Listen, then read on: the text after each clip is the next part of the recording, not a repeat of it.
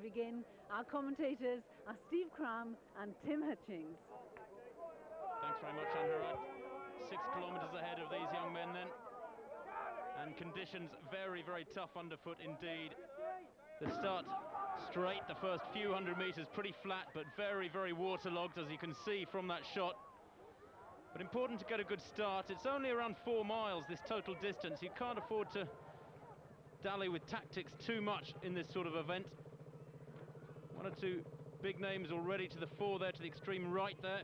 Young Gavin Thompson, second in the trials just last week and is already on the way to the World Cross Country Championships. Well, as usual, Tim, a fairly swift start, doesn't matter who you are, and if you want to do well in the National, you've got to get up there fairly early on because of the amount of bodies around you, and it's no use hanging around if you don't get involved in the race early enough. Then you're going to have very little chance of making up the ground.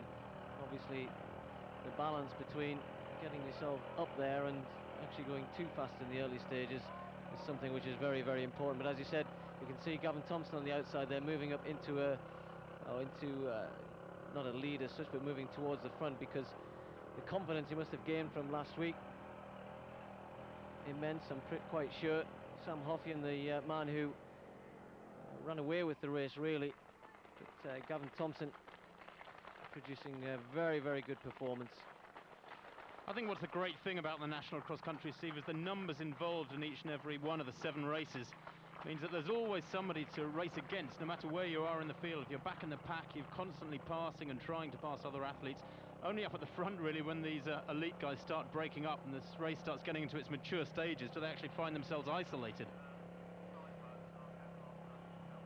Well, that's right, and this part of the course, as they move through the woodland, pretty good underfoot. Certainly the guys, the under-17 guys, taking the advantage of being the first race off, which means obviously they will get the best of the conditions. It looks as though, well, you can see there that it will cut up, and a lot of this course is going to end up being a quagmire later on in the afternoon. 4:77 there, alongside Thompson, Oliver Laws from the Telford Club, second in the Midland Championships. This, of course, is the climax to the winter season for all these youngsters. It's been a long, hard winter, many, many miles in those legs, and most of them will wanting to be in their best shape possible at this stage of the season. It is, without any doubt, the most important race in their winter.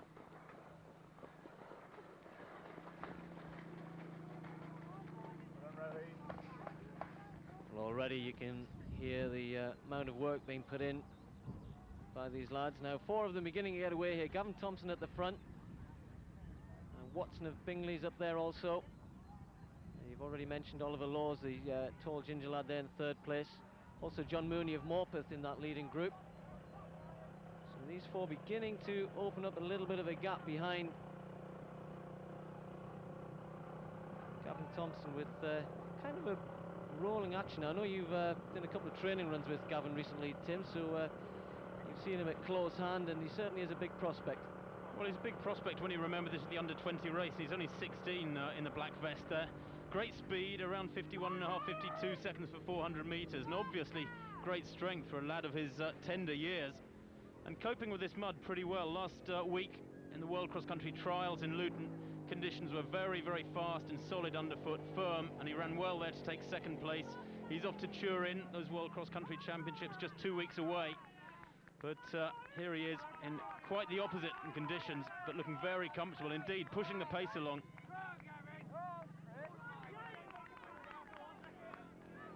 Well, this is the pinnacle of the cross-country season for most club athletes, making the trip down to Havant. I remember running the English schools cross-country championships here a few years ago, and I have to say my memories of that were mud and sore bits afterwards, and not finishing too high up. 16th, I think it was. It wasn't bad for a miler. I was going to say, it's probably your best ever result, wasn't it, Steve? No. Actually, the first time I ever ran the English cross-country championships, I finished 3rd, and I thought it was going to be done. That was the best I ever ran, and I got too much knowledge after that. These beginning to move away, being joined there by Ryan Faulkner, also number 359 in the black and white of Oadby Wigston Legionnaires. And Watson of Bingley just beginning to drop off that pack there. Gavin Thompson happy to run with them. Oliver Laws, 2nd in the Midland Championships to Faulkner. So we're having a good run here. such a familiar situation, this, Steve. I think once you get a group of athletes break away and the medals are there for the taking, the pace and the battle that develops between them draws them well clear of the rest. A higher tempo, if you like, is the outcome of the battle between them, and you can see a huge gap has grown behind them. Thompson coping with that really muddy section quite comfortably. Very, very relaxed, floppy in the hands. Not a traditional cross-country runner's arm carriage in a way. You'd expect people to sort of drive hard with their arms through the mud, but he's looking very, very comfortable alongside these two guys, and really they dwarf him, don't they? Well, it takes all sorts of shapes and sizes, of course, and during the course of the afternoon you will see all sorts of shapes and sizes. Now Faulkner beginning to pile on the pressure here, the Midland champion beginning to ask some questions of Gavin Thompson, and a little gap beginning to open up. Not too many places on this course for good running in terms of beginning to stride out, but that part across the top there fairly firm. You can see how much mud there is on this course. Just one lap for these under-17 men, the big lap, 6 kilometres. I think you made a good point there, Steve. Sorry, I mean, this is a slight uphill section here that Faulkner is trying to get away on, and really you need features like this in cross-country courses, be it long boggy patches or uphills, downhills, really difficult twisting sections, to use a tactical awareness and to actually break away from the opposition. And it looked like Faulkner's tried to break the other two there. It hasn't worked.